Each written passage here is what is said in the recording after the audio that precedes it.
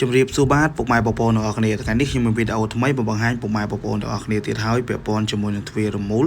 ប្រាម៉ាទ័របញ្ជាតេឡេទ្វាររមូលនេះផងណាគឺមានទទឹង4ម៉ែត្រខ្ពស់4ម៉ែត្រជាងហើយយើងប្រើជាមួយស្លឹកទ្វារកម្រាស់1លីពណ៌ឈើហើយយើងភ្ជាប់ជាមួយនឹងម៉ូទ័រ Mark Daily របស់តៃវ៉ាន់សុតប្រភេទដាច់ភ្លើងគឺយើងនៅប្រើបានធម្មតាហើយយើងធ្វើការដំឡើងជន់អតិជននៅខាង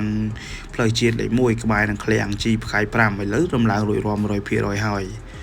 ខាងសេវាកម្ម Film មានជ័យខ្ញុំក៏មានសេវាកម្មដូចជាលក់ដុំនិងរីដំឡើងទ្វាររមូលប្រើទាញដៃធម្មតាប្រើម៉ូទ័របញ្ជាតេឡេគ្រប់ប្រភេទនិងមានលក់ដុំនិងរីដំឡើងម៉ូទ័រទ្វាររបងនិងទ្វាររបងគ្រប់ប្រភេទនិងមានលក់ដុំនិងរីដំឡើងសម្រាប់កៅស៊ូរវៃនិងទ្វាររត់ដៃរនៀប